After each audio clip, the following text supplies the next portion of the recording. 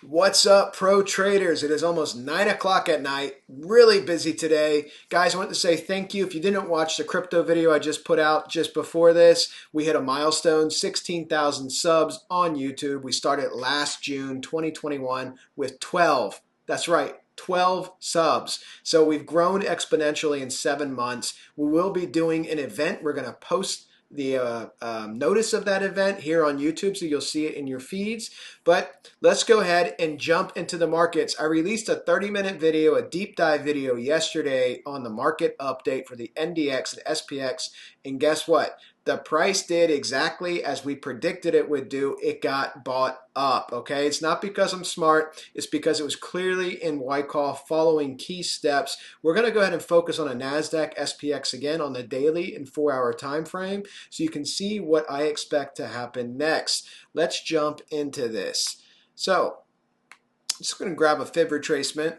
Let's go up here from the last test of supply and pull this down and see where we're hitting our head right here on the 0.5 fib, okay, the 0.5 retracement. What I think will end up happening here, this is the daily time frame, this is the NDX. I'm going to show you this in the 4-hour time frame, but I think what we're going to end up doing is basically retracing a little bit, okay, and making some type of compression waves, just like we did in Bitcoin if you watched my crypto video, and looking for an exit out. I can show you this a little bit more clearly on the 4-hour time frame. Let's go ahead and jump to the 4-hour time frame. 4-hour time frame. Went ahead and threw a ceiling trend line up here so you could see this same concept. And again, if we go ahead and pull a fib here from the B point of our white swan, we know there's an exact identical pattern. If you didn't watch yesterday's video, it's good to watch that video because I give a lot of commentary in it for my thoughts, because this video today is going to be a lot more TA based. But you can see the same thing. We're hitting our head on the 0.5. We could easily retrace. And like what we're looking at here is the bullish volume, right? We got this nice bullish volume that spike up out of the trading range that we established. I showed you this yesterday. We established this trading range in Wyckoff, got nice bullish volume momentum. We had the ATR spike up for this bullish candles. And now what we're going to do is we're hitting our head. You know, if the bullish momentum continues tomorrow because a lot of buyers and institutions step in the marketplace, you could see some real nice up moves. But, it's interesting to note, look exactly where I threw that red trend line for the ceiling. It's right on top of the 0.5 fib. They're melded together. So this is a key resistance area. It's a 50% retracement from this down move, okay? So this is a key resistance area. We're hitting our head, and I do expect to see price come down and seek support, and it can easily seek support down here at the 382 perhaps, make a retracement, come back up, and again, that volatility compression pattern I talk about with Bitcoin, okay? And you can see price do this a couple of times, anywhere between 2 to 4 waves before it pops back out. That would be its reconsolidation, right? That's its reaccumulation before another breakout to the upside. You can always look for breakouts by tracking volatility. It's a real important concept to understand. It's one of the advantages I have coming from the Forex space. Trade heavy on volatility because in my opinion, the volume there, tick volume, not a fan. I know a lot of people are. But let's go ahead and look at this with the Caterpillar. Remember, we want to see this thing tunnel up like Bollinger Bands. Let me go ahead and shrink this down. There we go. So it's a little bit too expanded. You see this? I don't think you're going to get big bullish moves. Now, you could come up to test that 618. You're seeing that here in the bands. And again, this is just an indicator. You're always looking for confluences.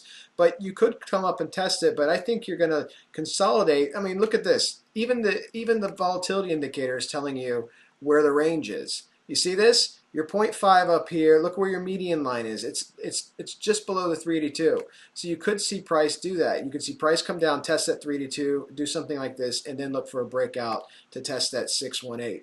So I'm assuming the markets are going to stay probably pretty bullish this week. Like I said, the buy to dip concept is ingrained in people's heads, and people see some of their favorite stocks. Maybe they were too expensive before, Tesla, Amazon, Microsoft, whatever. They saw the discounts down here at the bottom, and they bought them up, and now you're getting a rise.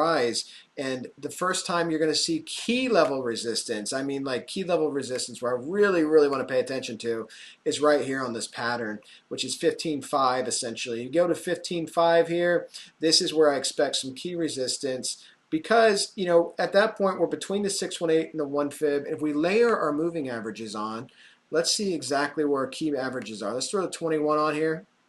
We're above it. 34, obviously above it. 55,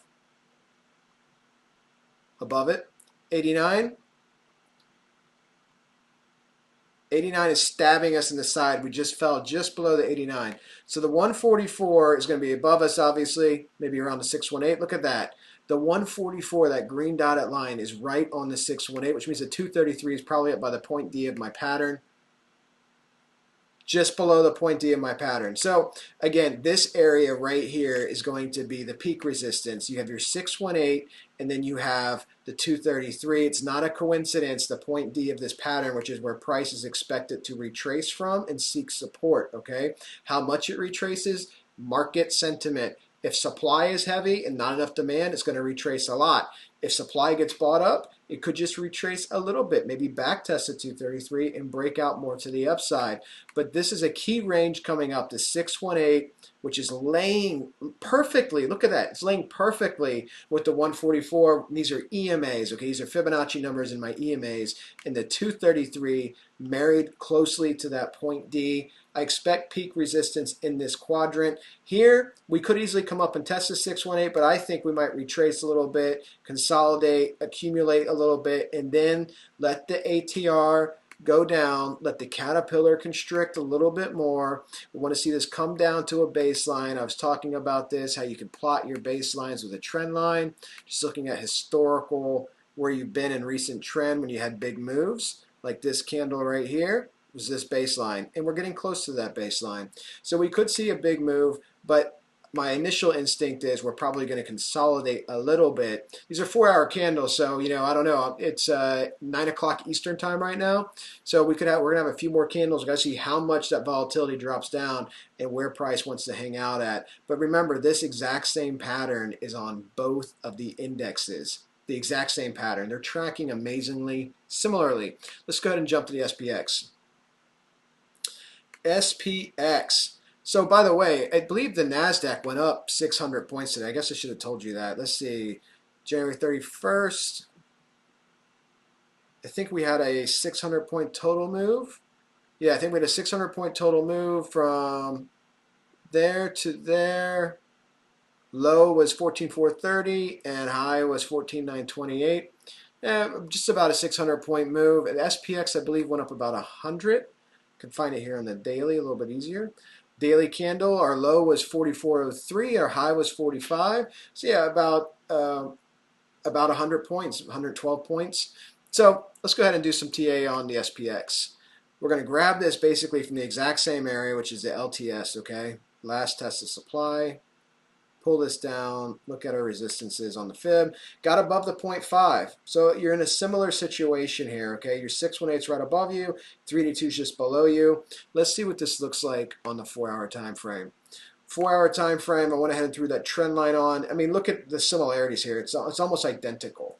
You can see the similarities in the pattern. So we exited our trading range here in Wyckoff. We had our selling climax candle reaction. We had our volatility, our up thrust, our sign of weakness. We pumped up to the LPS, and now we have this new ceiling that we're hitting our head on.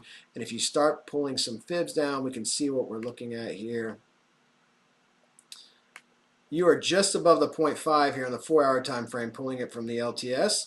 You're just above the 0.5, and you could easily come back down and back test at 382. And again, the 618 is just above you. Let's go ahead and see if we have the moving averages available here on this particular chart.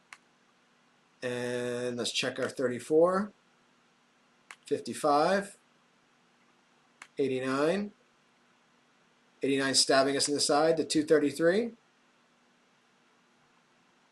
233 is descending to the 618, which means the 144, which I don't have on this chart, is going to be between these two. So you're going to have the same exact situation, okay? A little bit different setup, but same exact situation.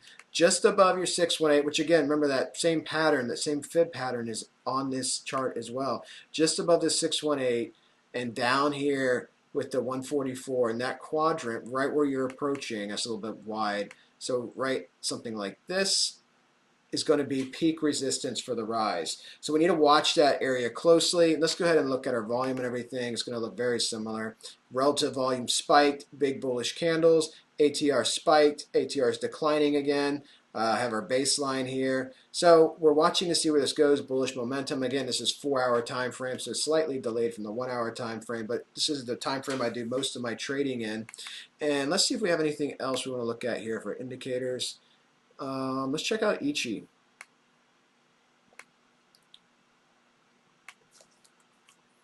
See where we're at here in the cloud. If we're halfway through the cloud, if we're making progress, yeah, we entered the cloud.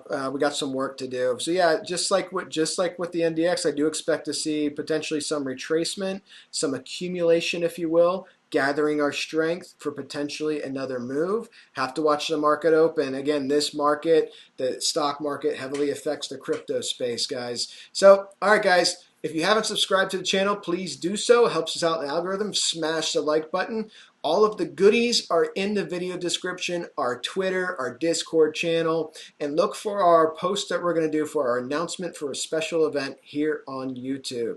All right, everybody, have a fantastic night. Talk to you guys tomorrow.